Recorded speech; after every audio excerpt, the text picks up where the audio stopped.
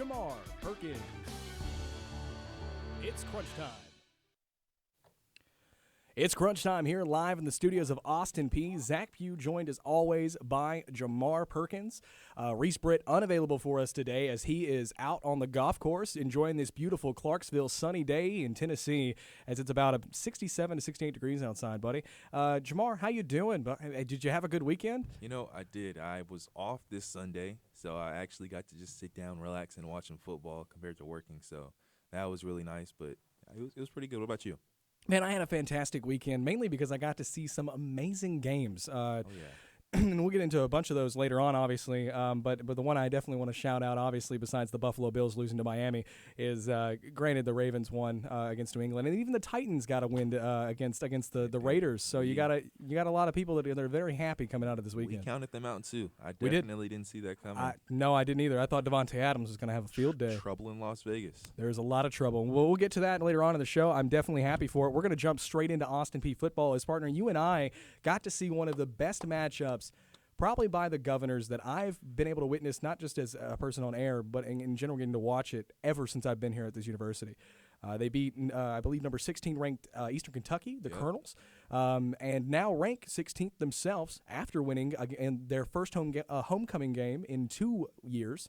And the last time they won homecoming against EKU was in the 1960s. So a very big weekend for the Governors as they won by 11 points. Some other teams we know won by 11 points as well over the weekend. Anyways, yeah.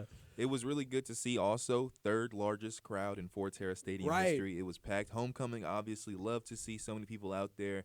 And I actually got the pleasure to interview Coach Walden yesterday, and that was something he was excited about because I remember there was a quote that came out that Coach Walden said he would be hot if the fort wasn't packed. And it was indeed packed, so he was excited to see that. And just really seeing the atmosphere. It was a great game. Obviously, being down, 21-3, 20-3. They were down. They answered 28 unanswered points in the second half, being down 7 to 20 points, 7 to 20 in the first half. Did it get as low as 3 to 20? I'm pretty sure it did. I think so. Yeah, I believe so. Yeah. I mean, still, regardless, a great win.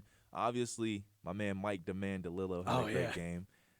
Coach Walden liked that nickname. Earned his nickname over the weekend, yeah. I mean, just three rushing touchdowns, and I saw him in person, and he's a big guy. I mean, they said he's like 215, but the speed that he has at that size, I mean, it's really impressive. Mike Delello finished 17 of 33 for completion percentage, 1 touchdown in the air, 2 interceptions, 15 carries, 181 yards, and 3 touchdowns on the ground. He averaged 12.1 yards per carry. Delello played out of his mind. We were comparing him at one point to quarterbacks like Marcus Mariota and quarterbacks like Josh Allen, those that can scramble and run a little bit and also be able to throw. But he actually flashed more of a style like Lamar Jackson and other style of quarterbacks that can actually use their feet primarily, like Kyler Murray and stuff too in the NFL, just to name a couple that are out there. And honest truth, it was a game that neither one of us going in the half, I know I didn't think that the Governors were walking out of that with a win going into halftime because there was a lot of adjustments they had to make. And when Shamari Simmons came back in, the free safety that was suspended for the targeting call for that first half of the game, when he came back in for the second half, the defense completely changed. And I really do think that is what I think Reese called them the Black Rain. I think it's what they were. Their nickname's been dubbed. And I think that's what changed for them in that game. Yeah, I think that personally, I didn't see it coming too because they're known as being good passers, throwing good deep bombs, and that wasn't working for them. So, if that's not going to work for them, what is? I mean, the rushing offense has been pretty good. Their defense, of course, still has not allowed a rushing touchdown. No. But just to be able to do that, it was really Mike Delello being able to use his feet on the ground. He was literally changed the game. He's big man on campus after a performance like that. And Absolutely. I'm definitely impressed, and I look forward to seeing what they'll do against Central Arkansas on the road this weekend. You and I both, as they will be in Conway, Arkansas. Excuse me, Conway, Arkansas, just a little south of BB there, so they're a little close to some family that I have out there. But it will be interesting to see the Governors play a 1-4 team or a 1-3 team in the Central Arkansas. So it's gonna be great to see that. But that gives us a great transition to talk about college football and the college football rankings that we currently have right now. I'm only going to give the top 10, but those that can see our graphic by watching the video, you guys can see that on air for us. Georgia at 4-0 right now, Alabama 4-0, Ohio State 4-0. Then you got Michigan at 4-0, number 4, Clemson at number 5, USC at number 6, Kentucky Kentucky at number 7. Good old Tennessee Vols now at number 8. I know Reese is subtly happy. Oh, man, we'll talk about that. Yeah. And 9 at Oklahoma State, and 10 is North Carolina State. Both Oklahoma and Arkansas fell out of the top 10. Arkansas dropped only 10 spots to 20th, but Oklahoma completely fell out of the top 25. OU had a very rough weekend. Not a good job for them in who they played on Saturday. But I want to mention the Tennessee-Florida game. Tennessee beat Florida 38-33. It was a nail-biter all the way up to the end as Florida almost looked like they were going to come back at the end of that game. And I know all you Rocky Top fans are excited because there's a very good potential matchup. Reese is right that they could have number 2 Alabama versus ranked Tennessee, who could very well be in the top 6 or top 7. I don't think they jump farther than 8. I'm pretty sure they're off this week, so going to be a little harder for them to do that. But what are your thoughts on that? First off, I think Alabama, you talked about it, Alabama being that number 2 spot, wherever. We'll see what Georgia does, assuming that they're going to stay on top. But Alabama plays that Arkansas team, which you said they did drop to 20, but I mean, that's not – I don't think it'll be a straight easy win for Alabama, especially because Alabama's not the same team we've seen over the couple of years, which we know that they're beatable. But as far as Tennessee, I mean – just the atmosphere. Obviously, we're at Forterra Stadium during that game, and we don't really get to watch it. But just being able to see the clips of how it was checkered, orange and white, and just the atmosphere and how Florida fans are talking about it being the loudest they've ever heard. And I mean, I love the video that surfaced of the Volunteers fans of the stadium doing the Gator Chomp. I thought that was hilarious. And a very good slap to the face to the Florida fans from the UT fans who have watched a lot of very tough games in that field and watched them lose a lot of times to the Gators in recent years. They also had their mascot down on the field. They did. Beating up the little, was it a float-up alligator? Whatever it is. Yeah, they did. I mean, I'm impressed. Hendon Hooker has been having a fantastic season, obviously a Heisman candidate, but I'm excited to see what they have in store. I mean, as far as Georgia, too, I want to highlight them, too, because now I'm like, Georgia, they didn't miss a beat, it looks like. I mean, Alabama, like I said, they're at the number 2 spot. I look forward to seeing that in a possible college playoff matchup. But Tennessee, you know what Tennessee teams do. I mean, it's absolutely it's a middle of the season type road type thing. You know, a team that's usually looking like they're going to win a bunch of games, usually finishes more like 7-5 on the year, and gets a mid-grade bowl game. I don't want to put that on the Vols this year. I hope that they do great. It'd be nice, but we know that we've seen this temptation before, and every year it's a Vols year. You know, just like every year it's them Cowboys year. It's every year it's the Vols year. Hey. So. No offense to the Cowboys fans out there. I do want to mention that number 1 Georgia will face Missouri, the Mizzou Tigers on this Saturday at 6:30 on SEC Network. Sorry, and then that's going to be an interesting game. I think Georgia walks out of the game with a win. But to your point, the Alabama game against number 20 Arkansas. As we've said in previous broadcasts, and we've talked on and off the air about this is not the same Alabama Crimson Tide we've seen for years. You mentioned it earlier. It's not the same Crimson Tide. They're 4-0 right now, and they're 1-0 in the conference and they're going against a number 20 ranked Arkansas team that's 3-1 and 1-1 in the conference. And really, they lost last week. They didn't look that bad. And the Arkansas Razorbacks could very well come in and beat Alabama, who is favored by 93.1% for this matchup. Would be a huge win. Oh, huge upset. But also another matchup to look up is number 7 Kentucky versus number 13 Ole Miss. That'll be a fun one to watch. Really, I like it. I keep thinking about Tennessee. Like I said, I like to see them win, and kind of foreshadowing the Tennessee-Kentucky matchup. Mm-hmm. Good chance for Tennessee to kind of see what Kentucky has to offer against Ole Miss. Absolutely. And I mean, in Ole Miss, that is a home game for Ole Miss. Kentucky, as you said, they're 4-0. They're 1-0 in the conference, just like Ole Miss is. And it's number 7 versus number 14. This one comes down to me. It's going to come down to quarterback play. I really do think that even though Ole Miss is favored by 78.5% according to ESPN's Power Index and all of that, Dart, that's playing for Mississippi, 51.82 on his completion percentage ratio right now, 697 yards, 5 touchdowns, and 2 interceptions. You just can't put it past that guy right now to not be playing a good game. And with Kentucky, Levis, I know I was going to mess up his name. We talked about this earlier. He's 79 of 117. He has 1,185 yards, 10 touchdowns, 4 interceptions. He's playing out of his mind right now. I mean, this is only week 4, and this guy's putting up NFL-style numbers right now, or week 4 or week 5 in college football, and this guy's putting up numbers that would make him a starting quarterback in the NFL. So it's going to be interesting. I got a couple of things, obviously, for this week. I think Tennessee, like I said, they get the week off, so they get a chance to enjoy watching everybody. Kentucky, Ole Miss. Yeah, Kentucky, Ole Miss is going to be a good game. That one, and then the Michigan-Iowa game is also going to be a good one. That's number 4 Michigan versus Iowa. Iowa usually tends to give some people some problems randomly, but Michigan is favored by 11 points for that game. But we're going to move on to our next segment. that is going to be our lovely NBA news. As we have talked about this a few times, of course, Media Day happened, so we know that there's a big thing about that. So I will come to you for that. But I want to mention the Boston Celtics coach, and it's is it Ime? Is that Ime I've heard Udoka and Udoka. I will say Udoka. Okay, Udoka.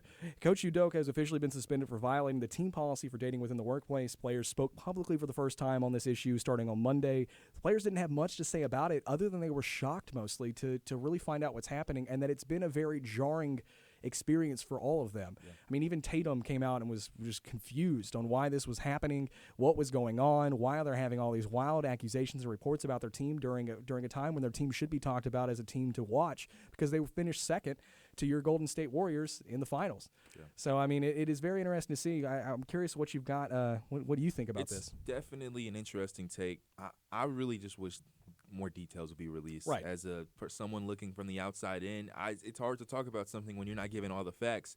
But looking at it from what I have been told is the upper management, as far as the Celtics, told Ime Udoka that they would either fire him or give him he had a choice whether to be fired or get the suspension. And looking at it, though, with the suspension, why would you give him the option? Well, I think because, possibly trying to find another gig somewhere else. I mean, I guess that makes sense. I mean, when you look at it, Celtics are a good team. So it's like this is an opportunity possibly for the new interim head coach. He can step in, do a good thing with this season. Possibly Celtics end up being a top 2 seed. What do you need Ime Udoka for? No, you're absolutely right. Because here's the thing: he's suspended basically for the whole season, and then the decision to bring him back will be made on a later date. So they could just really be like, okay, yeah, we don't want you anymore. So it's like it'd be really tough for him to kind of not really have a job hunt. I see that kind of connected to. I don't want to bring in internal affairs or anything, but our Austin Peay baseball team last year, right? Our head coach got fired earlier in the season. And he got fired so early because they saw that they were going to do it. So he had an opportunity to possibly look elsewhere. And I think that's a good thing you do with coaches. And it's like, I feel like they're kind of just giving him a short end of the stick. Like, what is going to happen? Is he actually going to come back, or is this just a thing to kind of put him to the side for right now? Right. And it kind of reminds me of almost the David Culley situation that happened in the NFL, a coach that necessarily could have taken a team somewhere and worked on a team and has a decent team around them, and then you have some sort of scandal or something happen, and then that coach gets pushed out for a possible new coach. We were just talking about the Titans earlier with Mike Mularkey when he got fired back in 2018, I remember, and Vrabel coming in, and Vrabel was a linebackers coach, not a head coach or potential head coach. So I mean, there's a lot of instances that we can reference to this. I think what's weird about it is that Boston is just being so vague. And it's at a time when the league has another thing going on that deals with these types of allegations with something a little bit more extra. And, that an owner that made comments they shouldn't have made and stated things they shouldn't have stated. So we're seeing that happen with Phoenix right now. And then we've got the Boston situation. Phoenix is being very open about everything. And the league has been very open about that situation. But this situation has kind of been pushed under the rug. And the question mark is, what is preventing that from being revealed? Why are you guys not? What happened is what we want to know. That's why we're here. But I want to mention, too, Kyrie Irving turned down a 4-year, $100 million extension so he could remain unvaccinated during the season. First off, I understand. Yeah. I'm not somebody who pushes the vaccine on people. I get this. I understand, especially because New York was pushing the vaccine mandate for a very long time, and now they're not doing it anymore. Yeah. I get this. But, man, 4 years, $100 million? Like, you ain't going to even think about getting a shot? You didn't even think about it? Like, you just said no? I think the way this way he works, which I respect it, is there's not a – I mean, they could have offered him even more, and it could have been $200 million. He still would have said no. I mean, you think about it. He was willing to give a whole season away, his whole job away for this. So, I mean, respect him holding his ground. But I want to talk about transitioning. Yeah. Tomorrow. We got more players. Literally tomorrow, we see NBA basketball. Yeah. Friday. It's the Warriors are in Japan taking on the Washington Wizards. Now, I definitely think Rui Hachimura plays for the Wizards, so I think it'll be kind of like a home game for the Wizards, considering they're going to support their play with Japanese descent. But I'm excited. Obviously, I'm a Warriors fan. Right. So just to be able to see people on the court playing a game, like, it feels like we just saw the finals. But I'm excited to see it back. Excited for the season. Lakers, I feel like we always talk about them. We do. Still don't know. A lot of question marks with the Los Angeles Lakers. And I saw something LeBron James really wants to have Anthony Davis step into that leadership role if this is his team now. But how? How do you step into how do you step in the leadership role when you're constantly wearing an injury sleeve or constantly not on the court because of a leg injury or an arm injury or you're tired? This doesn't make sense. Normally his injuries are down low, but looking up top, he looks like he's gotten bulkier. Like he's looking pretty strong as far as anything. So I'm excited to see what he does in the post. Lakers, I just don't know if they have the pieces. Did you see the interview of him? He's talking about his height, and then he said if he's labeled 6'10", even though he said he measured in at 6'10", if he's labeled at 6'10", he's got to play center. That's what he says. He says if I'm 6'10", I have to play center because I feel like anybody 6'10" or above has to play center. And so the reason he plays forward and he tells the people to tell him he's 6'9" half the time, even though he's not, he's much taller than that. Then they say so he doesn't have to play center. I think that is crazy and just out of the ordinary to be like, I'm not playing this position because of my height. That is pretty funny. I don't know. I wouldn't mind the Lakers getting a center though and allowing Anthony Davis to kind of swoop down. But LeBron James, could you imagine AD though in center? Yeah, that'd be actually really good. That's what they ran a little bit. I mean, you just couldn't see it that much because he wasn't on the court. But I'm excited for the NBA things going on. You and I both, man. A lot of different teams getting formed. A lot of free agent stuff happens. So I'm excited to see it. Does Ben Simmons play this year? Oh, of course he plays this year, and he's going to shoot some threes too. Apparently, is what he's saying. He said he's going to take a couple of threes. So I mean, I'm excited. Too early to be predicting because of what he did, but I'm starting to see a different narrative. To maybe it wasn't just Ben Simmons' fault. Maybe it was more of coaching and management that kind of made the issue the way it was. But it'd be nice to see the Nets do good this year. They wouldn't try to trade him for where he was originally, and that was the problem. Is because they wanted him to play because they acknowledged that he was a good player. Yeah. They didn't want to pay him. On top of that, you know what I'd like to see? Hard Knocks NBA edition. Oh, dude, you know how great Brooklyn Nets edition. Kyrie, Simmons, KD. Yeah, that would have been. And I like KD coming out and saying that he's glad that they didn't try to trade him all the offseason. And he knows his worth. And that's exactly what he said in the interview. I know my worth, and I think that is absolutely awesome that a player of his caliber doesn't feel like he's about to walk away again from another team, because that's what's been happening the last couple of years. KD's kind of jumped around and moved a lot, and so I love that he come out and was like, I'm happy they kept me. Did you see? Because I thought they were trading him. Markieff Morris, new player for the Nets, he explained that he related to the Kevin Durant Nets situation with the fact that he's broken up with his wife a couple of times. Doesn't mean that they're not they're not actually broken up, which I thought was a funny analogy, but. I'm excited about NBA. I'm sure we'll have more to talk about here coming up after seeing some preseason action. Oh, yeah, no, we definitely got a lot coming up for that, and that transitions us right into Major League Baseball and the playoff tracker that we've been trying to keep up with. Right now, as it stands, Houston still sits at the number 1 seed. New York sits at the number 2 seed right now for the American League.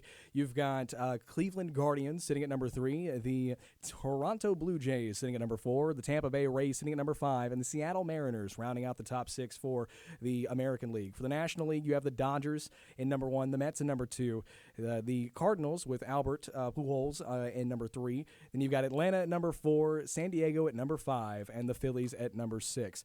I know you had something about one of the most loving New York robots. I mean Yankees players that I've ever seen in my life. Aaron Judge. What's that news you want to throw at me? I mean 61. Yeah, that's the number right there. I personally was getting very frustrated because the Blue Jays, of course, with the walks. And we can argue about this because we were talking about this earlier. I don't think that's good baseball. I agree with you. Here's why I agree with you. I think they were trying to preserve a record, which is understandable to try to preserve a record to make the guy work for it. But I'm reminded of a movie with Bernie Mac in it, Mr. 3000.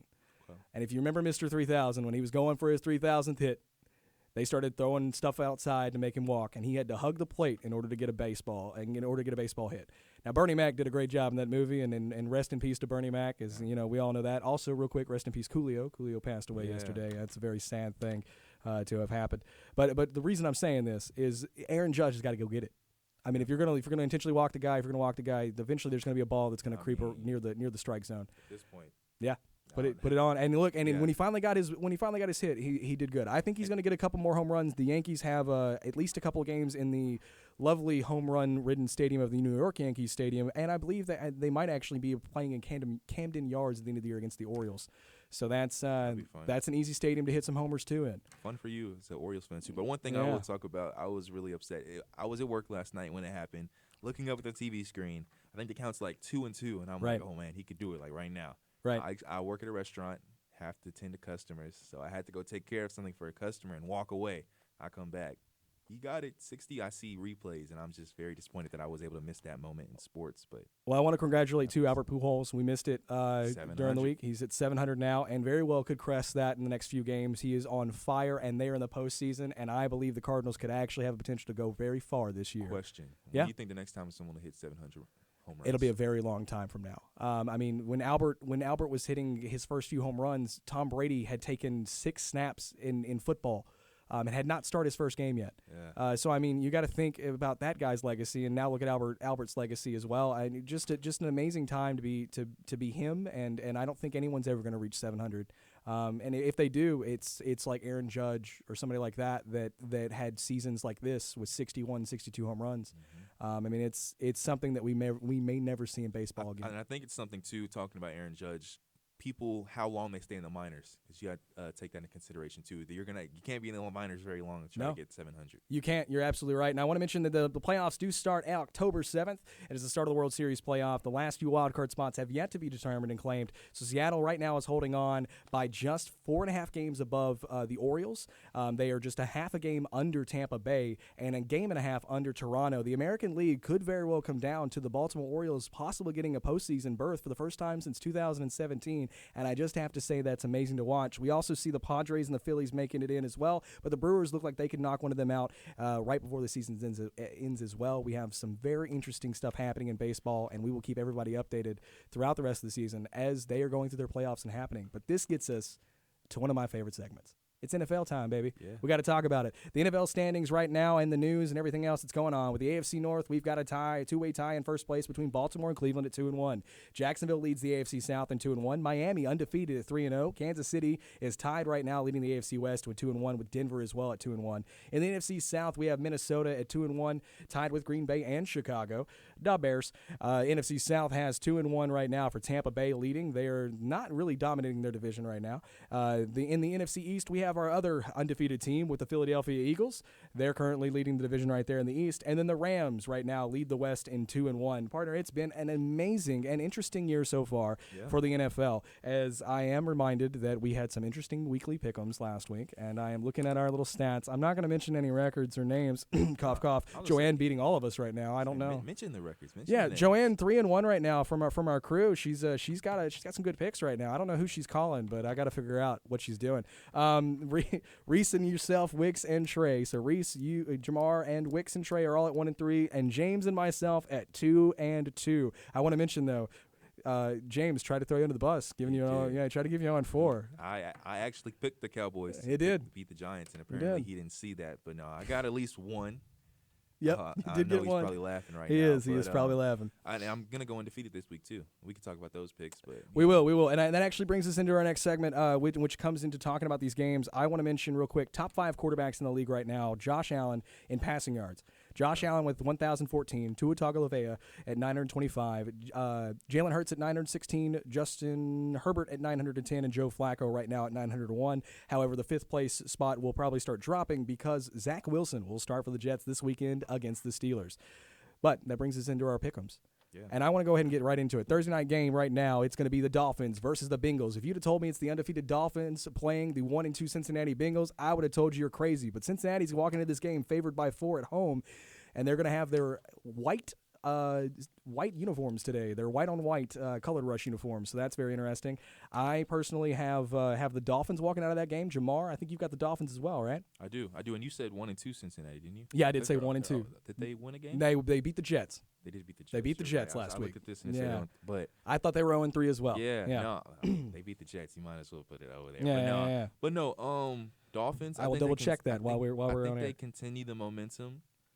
And I have seen. I'm gonna try to look it up right now as I can. But they did say Tua was questionable. Obviously, they figured out it wasn't a concussion.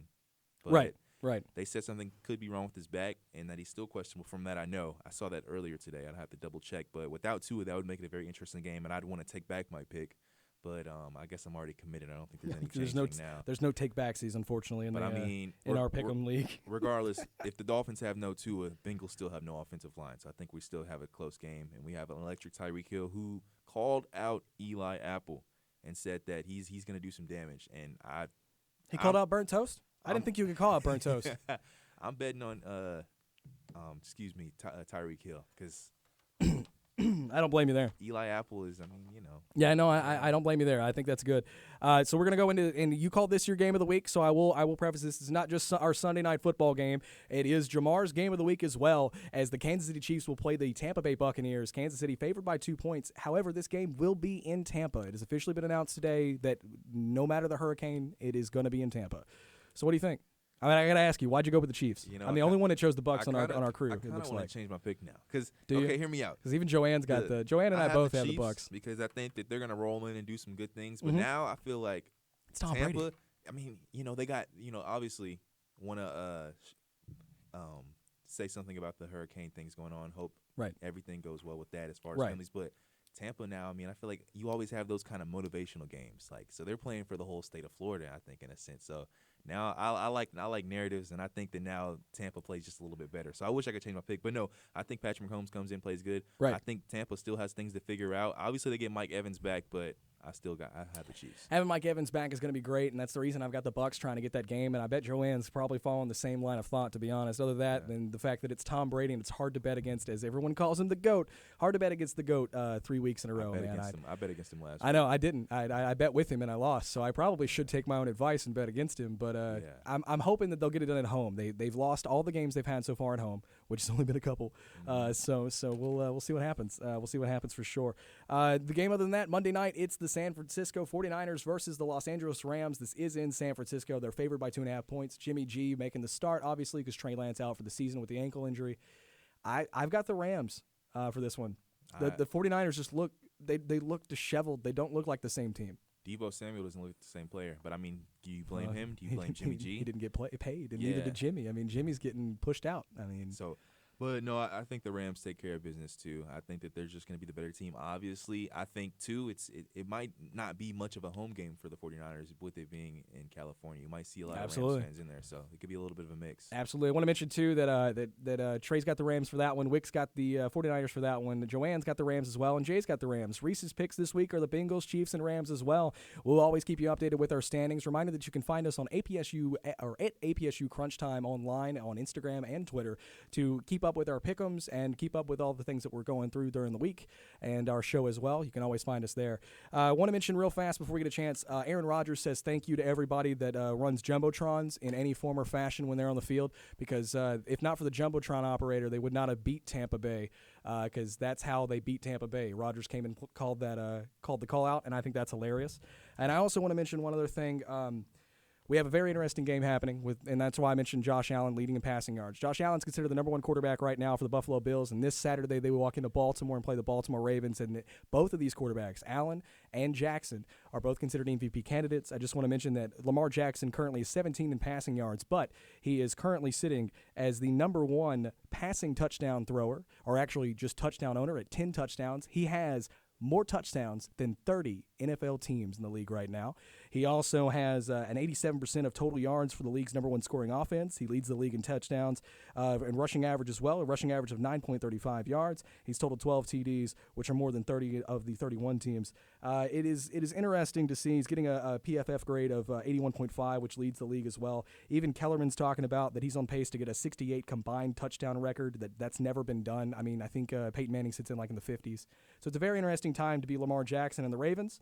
I'd win or lose that game. I think it's going to be a great game to watch, but I figured you have something to say real quick on that as we're getting close to wrapping this up. I agree. I don't even know who I want to pick in that game. Where did you say it's at? It's in Baltimore, but it's a noon game. So, they've been weird in noon games.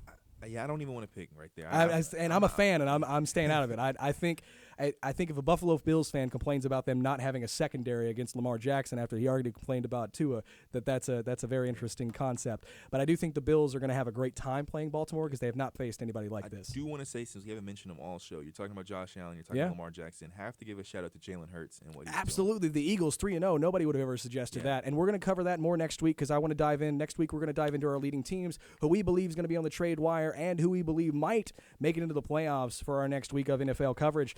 It's been a great time, Jamar, having you here this week for Crunch Time. I'm always enjoying this. We definitely missed Reese Britt and his lovely commentary about the Vols. I'm assuming we can talk about that next week with him about that Florida game. He's probably still recovering from being there.